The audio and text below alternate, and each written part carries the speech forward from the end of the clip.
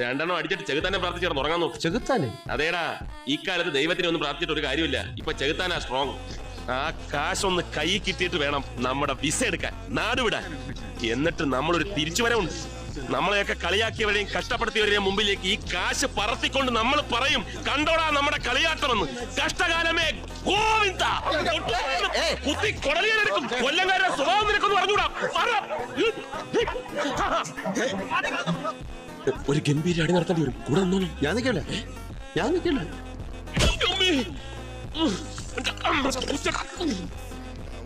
Best ജാതകം ആരുടെ? നിന്റെ കാലെടുത്ത് കുത്തി കിടപ്പാടം പോയി കിട്ടും. അത് എന്റെ ജാതകത്തിന്റെ കുഴപ്പമില്ല, അതിന്റെ കയ്യിലിരിപ്പിന്റെ കുഴപ്പ. കണ്ട പെണ്ണുങ്ങളെ കയറി പിടിക്കാൻ നിന്നോട് ആര് പറഞ്ഞു? ഇടിവെട്ടിവന്റെ തലേ പാമ്പ് കടിച്ചോടാ. ചിന്നക്കട ജംഗ്ഷനിൽ വെച്ച് ഒരു 7-7:30 ആയിക്കാം. ഇവിടെ മൈത്തോണ്ടി നമ്മുടെ ഇപ്പോഴത്തെ അവസ്ഥയെ കുറിച്ച് ഞാൻ പറഞ്ഞതാ.